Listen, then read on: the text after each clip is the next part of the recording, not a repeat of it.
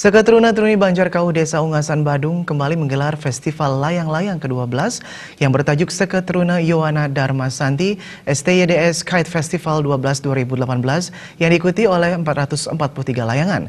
Kegiatan tahunan ini pemirsa bertujuan untuk melestarikan budaya Bali, terutama layangan tradisional Bali.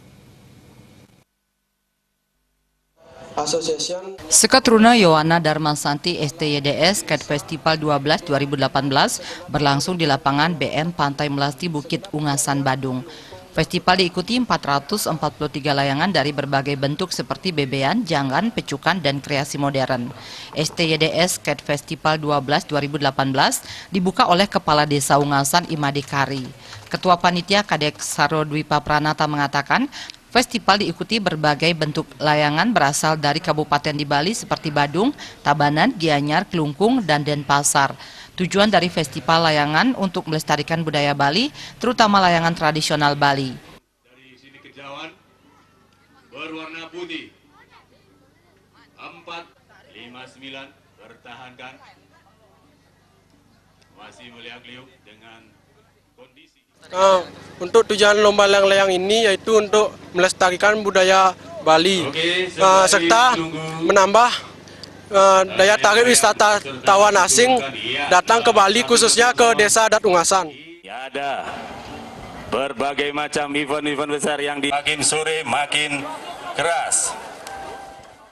Kepala Desa Ungasan Imade Kari mendukung kegiatan lomba layang-layang yang digelar STT Banyar ini merupakan ke-12 kali.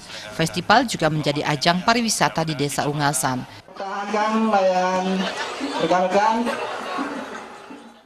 Sekali lagi kami sangat mendorong dan kami motivasi, baik dari segi motivasi material maupun spirit.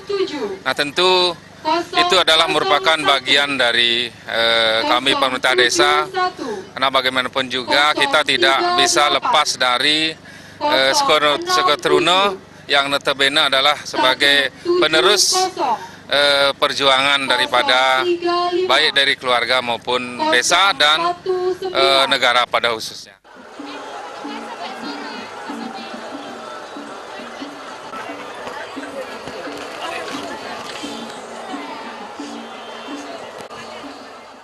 STYDS Kite Festival 12, para pemenang dari lomba mendapat hadiah dan piala.